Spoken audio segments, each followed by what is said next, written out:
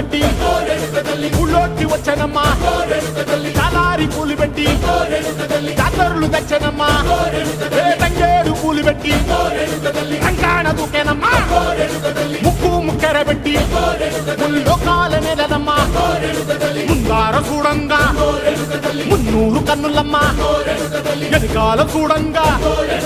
ఏనూరు కన్నులమ్మా సాధు శిస్తులంతా సాగిల పడ్డరమ్మా మహారాజు రాజులంతా మొగారిందిరమ్మా కోరిక కోరంగా రంగులు పూసినాము